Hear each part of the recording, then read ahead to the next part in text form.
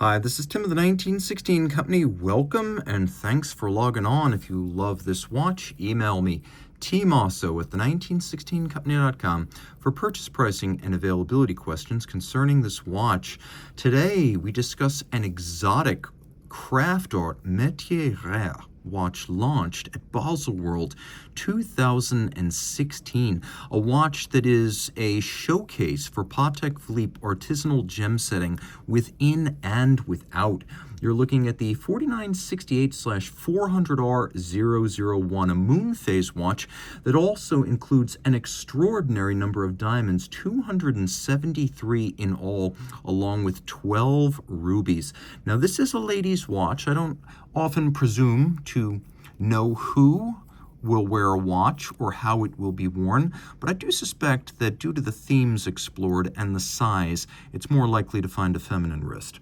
So the timepiece, as you can see in rose gold, is 33.3 millimeters in diameter, 8.4 millimeters thick, and from lug tip to lug tip, 35.4 millimeters, with a 16 millimeter spacing between the lugs, where you can also see the adjuster for the Moonphase display. We'll throw it on my wrist, which is 16 centimeters in circumference, and I do believe even though my wrist is small for a man, the watch is even small for my wrist. So once again, I do believe this is a lady's watch, and I can justly label it as such without offending anyone.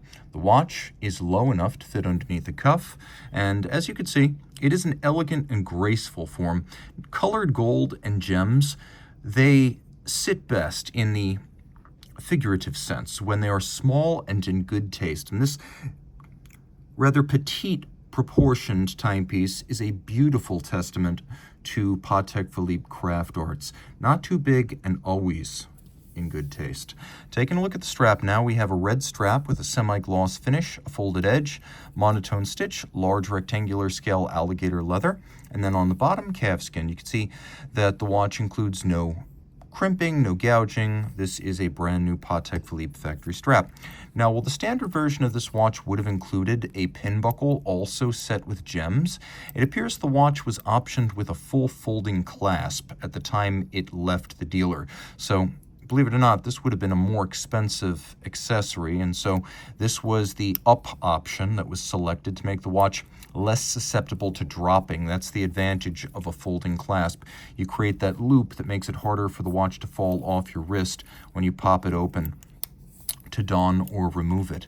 Now, what's fascinating here is that Patek decided an underslung lug system was the best approach. So taking a look here, the lugs are actually fixed to the case back, and they do not contact, as you could see, the mid case, which allows it to be absolutely diamond paved.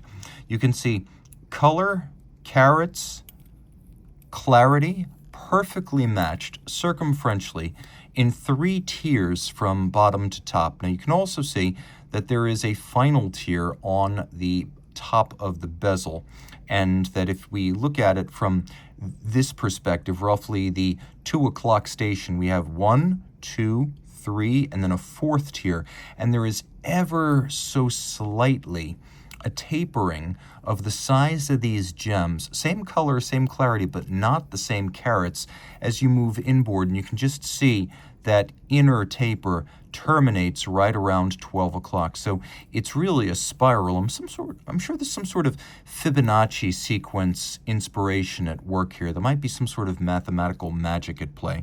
We have diamond paved lugs and also around to the bottom of the lugs. All of this gem setting done manually. And then again on the dial, once again, we have a spiral format that includes a number of applique indices with ruby stones, and of course the dial is made of solid gold to act as a setting platform for all of these gems. Leaf style hands for hours, minutes, and seconds. We have a Moonphase down at the bottom, and of course there is that pusher adjuster if you wish to index it. Taking a quick look, you can see the Patek Philippe logo executed entirely in gold. This gold is within and without. Now, taking a look at the crown, we have the Calatrava Cross, 30 meters water resistant, but I recommend you not test the theory. And on the back, we have a caliber 215 PS for Petit Second, LU for Lune. It is a Moonphase version of the 215. Manual wind, 4 Hz beat rate, 44-hour power reserve, 18 pivot jewels, It's only 2.55 millimeters thick. That's the base without the complications added. And this is a free-sprung gyromax style balance for durability and also precise adjustment. You can see superior 6-position adjustment, one more than a standard chronometer, with a Spiromax anti-magnetic hairspring. So this watch capable of keeping time to tolerances as fine as -3 + 2 seconds per 24 hours. The execution, the decoration is quite impressive. We have mirrored bevels. We have perfectly aligned stripes across the bridges. We have anchoring points for the balance crack right here. You can see right there and there. Those little posts have been polished on their tops. All of the jewel sinks have been internally beveled. The screw heads are polished with chamfered slots in circumference. There's engine turning on the base plate. There's solarization on the crown wheel and the ratchet wheel. And if you look very carefully, you can see that the teeth of these two wheels are micro-beveled, which is deeply impressive.